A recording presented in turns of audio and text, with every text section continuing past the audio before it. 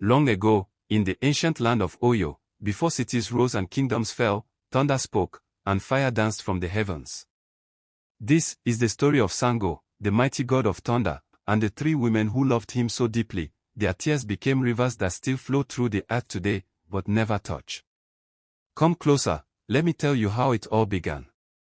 Long before he became a god, Ewudgrevenji was a mortal, though not an ordinary one. From the day of his birth, Sango was different. He was born in Oyo, one of the greatest kingdoms in ancient Yoruba land, to Oramian, a great warrior prince who ruled Oyo after returning from Ife. His mother, a woman of mystery and fire, was said to be descended from spirits of the sky. The night he was born, thunder cracked the sky so fiercely that it split a baobab tree in two. His cries echoed like the rumble of a storm, and the palace priest declared, "This child shall command fire. But beware, his rage shall burn kingdoms." They named him Ewudgrevenji, meaning, one who dances with thunder. Ewudgrevenji grew fast and strong. His voice could silence a market square. He trained with the finest warriors, learning how to wield the Osh, a sacred double-headed axe said to carry lightning. But his greatest power lay in his voice. When he chanted war incantations, flames danced on the wind. A child, he spoke to lightning, and when he cried, the skies darkened.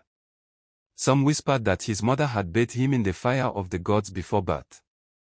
As he grew older, he became strong, fierce, and wise. He trained with warriors, wrestled with chiefs, and one day ascended the throne as the Alefin of Oyo, king of one of the greatest kingdoms in Yoruba land. But with his greatness came a burden, his temper. Sango could not stand deceit, betrayal, or dishonor. His voice could shake roofs.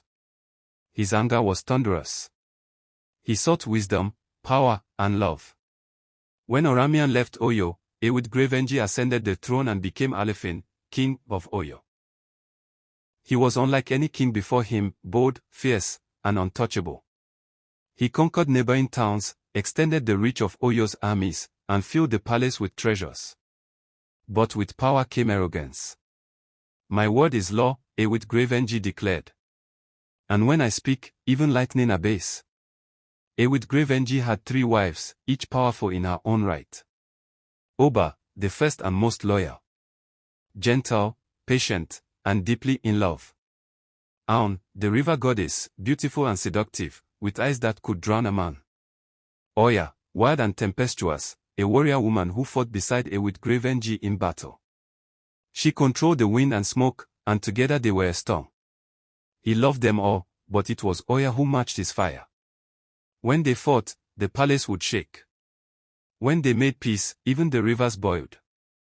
But jealousy simmered beneath the harmony. Oba, feeling neglected, once tried to gain Ewudgrevenji's love by offering him a magical meal made with her ear, on honest deceptive advice. Disgusted, Ewudgrevenji banished her, and Oba fled in shame, becoming a silent river, weeping forever. As Ewudgrevenji's power grew, so did his temper. Some say he was born with it. Others say he made a forbidden pact with Jakuto, the spirit of lightning. Whatever the truth, one day, in a rage during battle, Ewudgrevenji raised his axe and called upon the sky.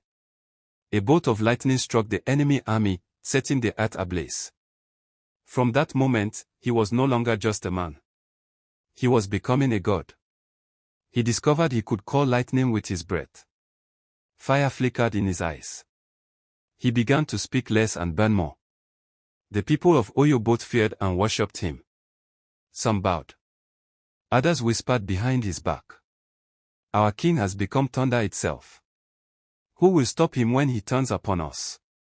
Oba was Sango's first wife, loyal, humble, and dutiful. She cooked for him, served him, and loved him with all her heart. But her quiet nature made her insecure. She feared Sango's love might fade. Oba obedient, faithful, and motherly. She gave her whole heart to Sango. But her love turned into jealousy when she saw Sango laugh too loud with Osun or linger too long with Oya. Desperate to win his affection back, she was easily deceived. One day, out of jealousy, she visited Osun to ask how she kept Sango's affection. Osun, mischievous and proud, lied, saying she once cut off her ear and served it to Sango as a delicacy to win his love. Oba, desperate to impress Sango, went home and cut off her own ear, cooked it into his meal. But Sango was horrified. Oba, what have you done? He thundered. She fled in shame, her tears soaking the earth. Osun, the second wife. Osun, goddess of beauty and fertility, was charming and graceful. She was Sango's second wife, beloved for her laughter, her flowing golden hair, and her river-like voice. Osun was clever, but prideful. She loved Sango, but often played tricks on Oba and boasted of being his favorite. But when Oba disappeared, guilt gripped her heart. Her laughter faded, replaced with endless sorrow. She began to bathe in the forest streams alone, whispering apologies into the wind, hoping Oba's spirit would forgive her. Tornado Oya, the warrior wife. Oya was Sango's third wife, fiery, fierce, and untamed. She was the only woman who fought beside him in battle, riding into war with her long spear and whirlwind spirit. Oya was unlike the others. She was fire-wrapped in beauty. She rode into battles with Sango, wielding spears and leading storms. She understood him, not just his crown, but his chaos. Sango loved Oya the most. She was not just a wife, she was his equal. They were like lightning and storm, dangerous, passionate, unstoppable. But as Sango's power grew unstable, the world around him began to tremble. One evening, Sango summoned Oya alone. Oya, he said, my enemies are many, and betrayals come even from within. I give you my secret charm, the source of my thunder. It was a sacred object, too powerful for mortal eyes. He instructed her, hide it well. Never let anyone find it.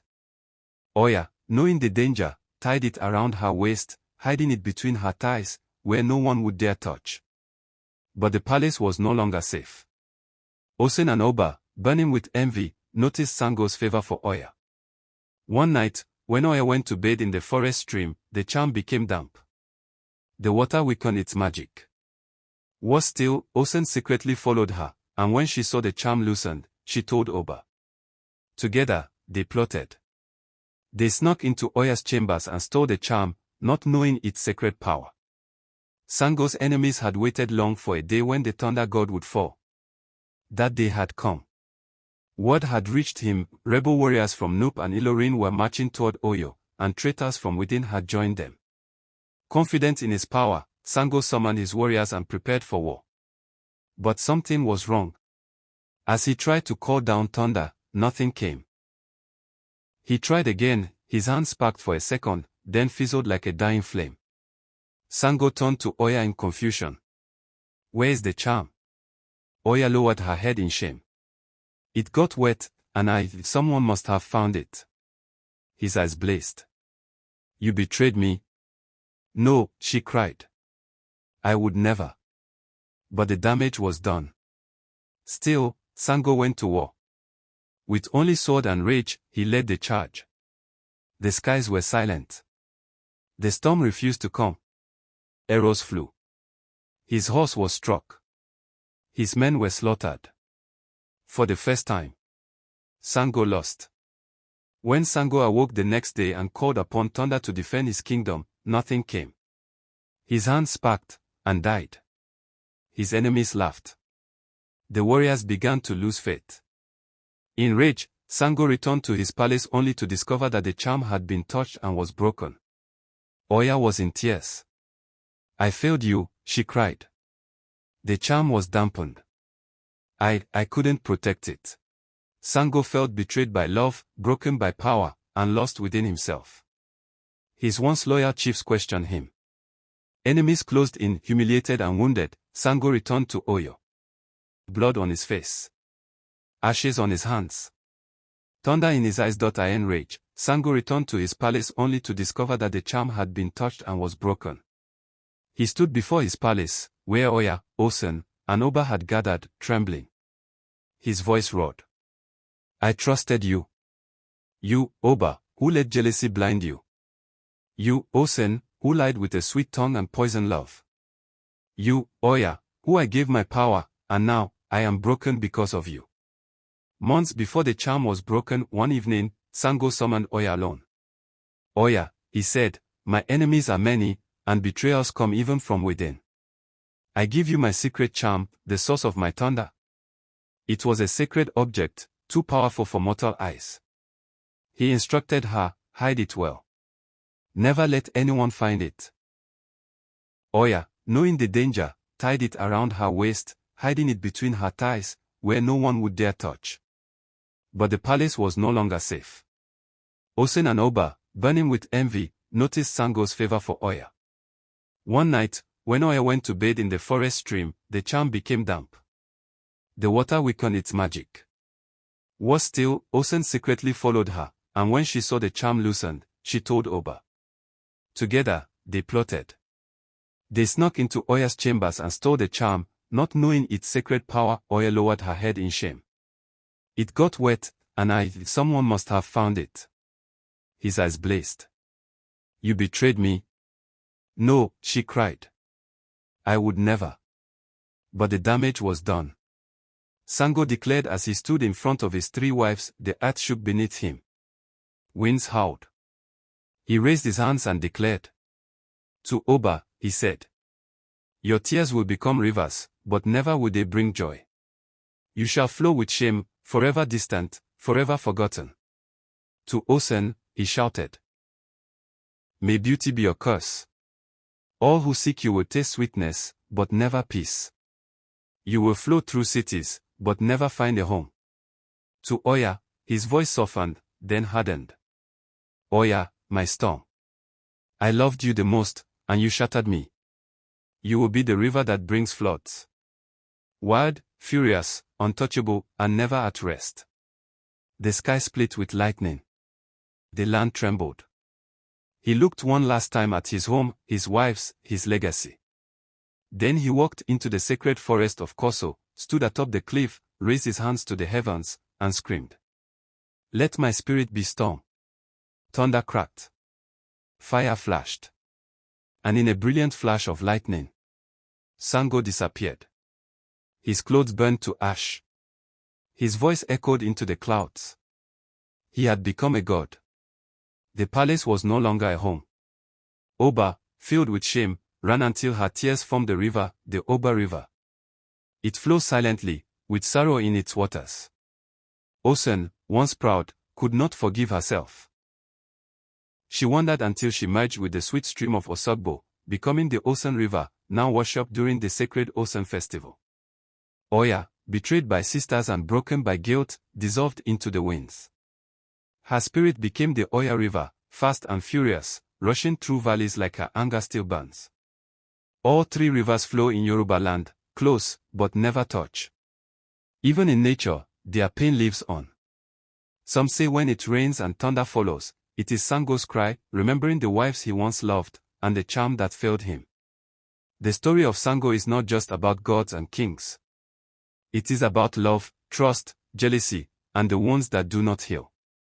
Oba, Osun, and Oya, 3 rivers, 3 hearts, 3 fates, never touching again. But if you listen closely, you can hear their waters whisper, calling for Sango, calling for peace, and calling for one another. Oba wept until her body melted into water. Osun wandered until her tears became a stream. Oya ran with rage and vanished into the wind. Today, in the lands of the Yoruba, 3 great rivers still flow. Oba River, quiet, sorrowful, nearly forgotten. Osun River, sweet, seductive, worshipped in Osogbo. Oya River, wild, stormy, unpredictable. Their waters pass through the land, but never meet. The curses of Sango still hold them apart. Love brought them together. Jealousy tore them apart. And thunder wrote their fate into the very rivers of the earth. So when rain falls and lightning flashes, the Yoruba people believe the voice of the thunder is that of Sango, so remember Sango. He may be gone, but his voice still roars in the sky. The end.